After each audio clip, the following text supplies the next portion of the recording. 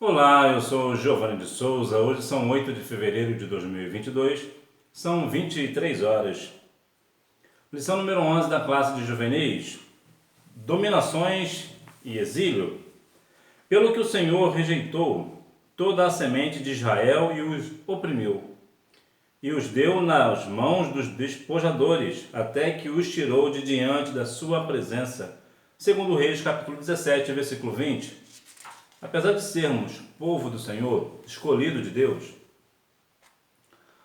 quando pecamos e insistimos em continuar pecando, o Senhor usa até mesmo uma nação inimiga, aqui no sentido espiritual, que pode ser uma pessoa de uma outra religião, por exemplo, para nos confrontar e para nos oprimir, devido à nossa rebeldia e à nossa rebelião contra Deus. Por isso, devemos continuar sendo obedientes para que nós venhamos continuar sendo o sal da terra, para que nós venhamos continuar sendo a referência.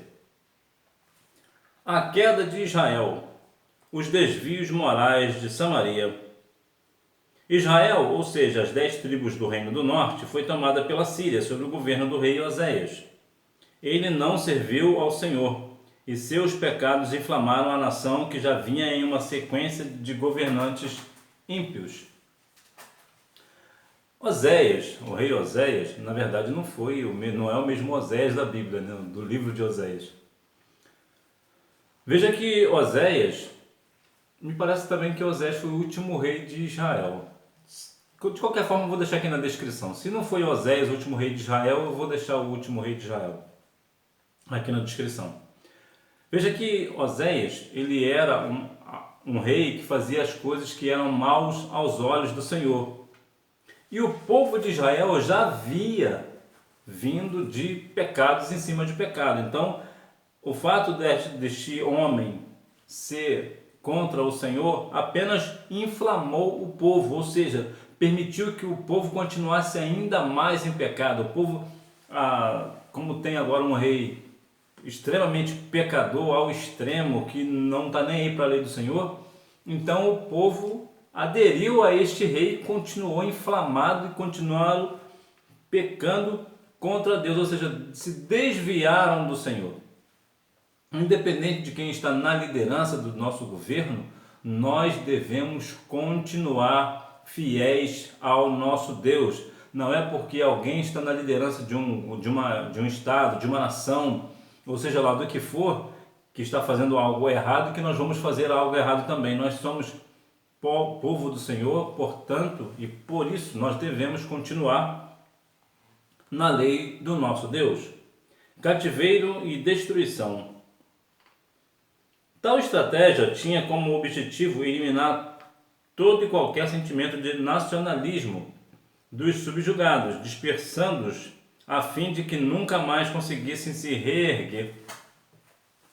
Toda esta miscigenação e descaracterização de Samaria foi o ponto alto da rivalidade que surgiria entre judeus e samaritanos. Como pode uma nação que era tão forte agora se render? Foi o fim de Israel. Uma nação que outrora era forte, agora ela se rende e acaba, né? Veja que a estratégia do adversário é sempre tirar da nossa mente a nossa nacionalidade. E permita-me trazer para o âmbito espiritual. A nossa nacionalidade, nós não somos do mundo. A nossa nacionalidade não é o mundo. A nossa nacionalidade é o céu. São as mansões celestiais. Nós somos do Senhor. Nós somos o povo escolhido dele e, portanto, nós buscamos as coisas que são de cima. E por que esta estratégia para tirar os subjugados dessa forma toda? Para que eles não viessem se fortalecer e se erguer. É isso que é a estratégia do adversário, né?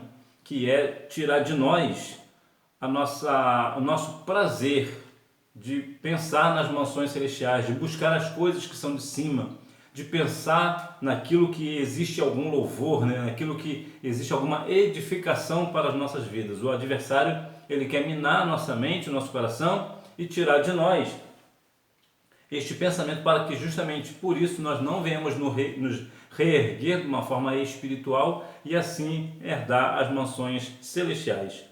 A queda de Judá, à exceção da Babilônia. Após grandes conquistas, a Assíria aos poucos foi perdendo força e, aproveitando-se desse enfraquecimento entre 626 e 612 a.C., a Babilônia, que surgiu como uma nova potência militar, conquistou o Império Assírio. Veja que, numa questão de conquistas, nós devemos sempre estar armado com a palavra do Senhor, como diz Efésios capítulo 6, a partir do versículo 10. Nós devemos nos armar com as questões espirituais, com as nossas armas espirituais, a palavra, o escudo, a fé. Nós precisamos continuar firmes para que nós não venhamos cair. A nossa confiança é o Senhor. Salmos 20, número 7, vai nos falar acerca de algo que vai nos dar um norte. Salmos 20, número 7 fala assim: uns confiam em carros e outros em cavalos, mas nós faremos menção do nome do Senhor, nosso Deus. Então que nós venhamos ter o nosso Deus como a nossa meta. Nós não vamos confiar nem em carros nem em cavalos. Ou seja, nós não vamos confiar no armamento bélico, no armamento militar. Por quê? Porque a nossa luta não é contra a carne e nem o sangue, é contra as potestades que estão no ar. Então nós só vamos vencer o espiritual pelas armas espirituais, que é a palavra do Senhor, é o Senhor. Então que nós venhamos ter isso na nossa mente e no nosso coração. Queda de Jerusalém. Nabucodonosor conseguiu o controle sobre Jerusalém pela primeira vez em 605 a.C.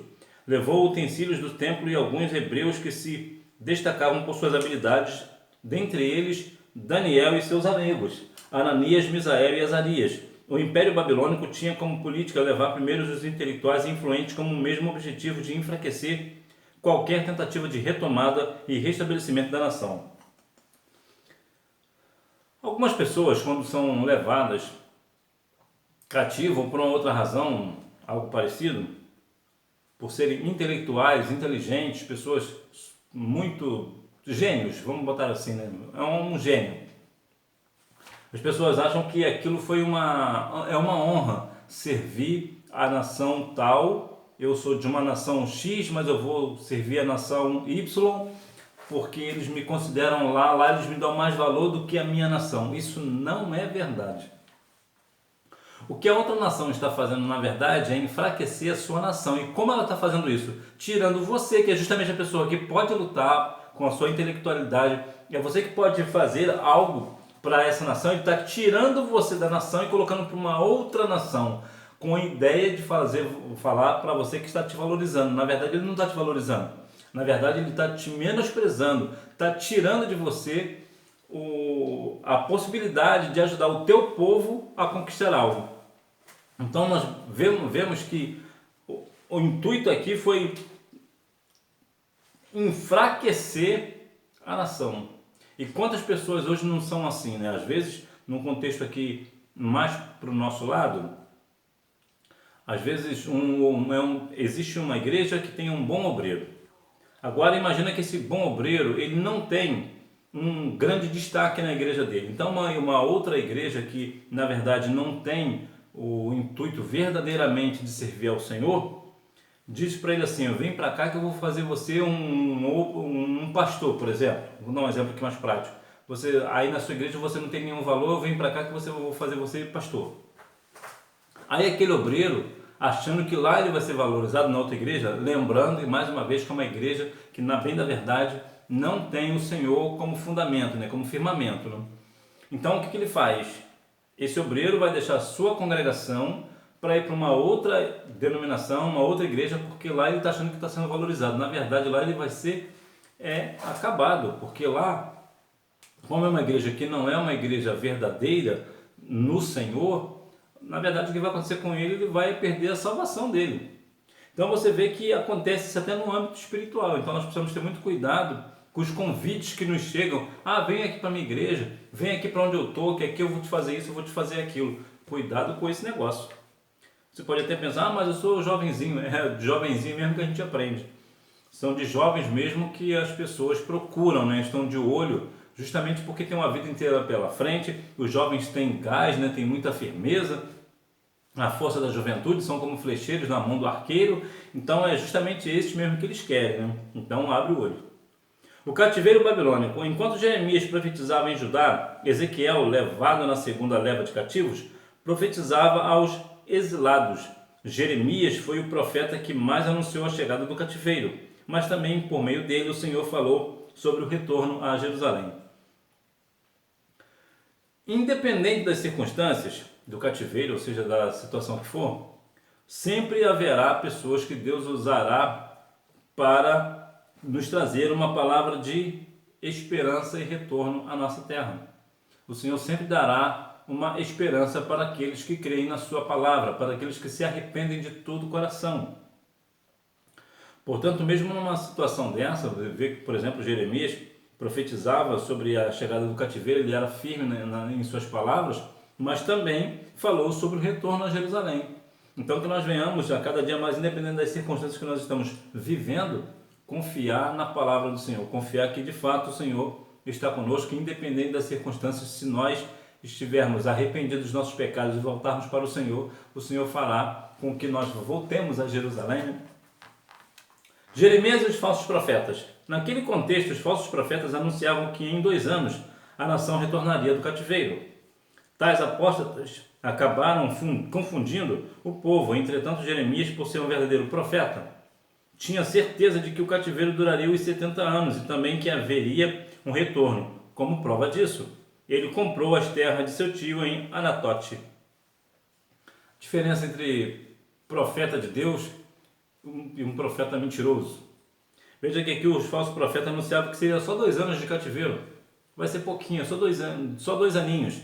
Jeremias era firme, serão 70 anos. E de fato se cumpriu. Por quê? Porque Jeremias era um profeta da parte de Deus. Jeremias não era um profeta que falava o que as pessoas queriam ouvir. Jeremias era um profeta que falava aquilo que o Senhor mandava ele dizer. Então, independente das nossas circunstâncias, nós precisamos continuar firme, falar somente aquilo que o Senhor nos mandou dizer. A tristeza do povo na Babilônia. O povo cativo na Babilônia ficou devastado. Salmo 137, 1 e 2 relata: junto aos rios da Babilônia nos assentamos e choramos, lembramos-nos de Sião, nos salgueiros que há no meio dela, penduramos as nossas harpas. O povo de Deus era conhecido por seus salmos e hinos de louvor ao Senhor, mas já não entoavam mais. Esse sentimento de dor e saudade da terra que o Senhor dera marcou o povo durante todo o período de cativeiro.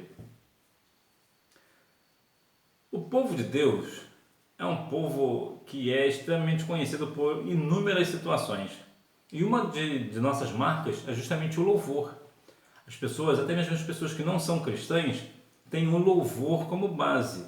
Tem o hino 545, que no sentido geral, até pessoas não cristãs louvam muito ao Senhor com este hino. Por quê? Porque é uma característica do cristão. O cristão ele louva, independente da situação, independente da prova ou não, ele vai continuar louvando ao Senhor. Então você vê que agora o povo está triste, está completamente, profundamente cativo, triste, por isso não canta mais ao Senhor. Nós devemos, independente das circunstâncias, ver, por exemplo, a gente fala sobre a questão do louvor. Me lembro que quando saíamos com a banda da igreja, as pessoas, né, na rua, né, achavam tão bonito, é tão bonito ver os crentes cantar. Eles mesmo não cantam, né? Eles não cantam, não conhecem e tal, mas era uma referência nossa. Hoje, infelizmente, a igreja deixou de fazer esses eventos em público, que é a banda, por exemplo, né, principalmente a banda, para louvar os hinos da harpa, por exemplo, ou mesmo os hinos avulsos, né, desde que sejam hinos espirituais, entoar louvores ao Senhor.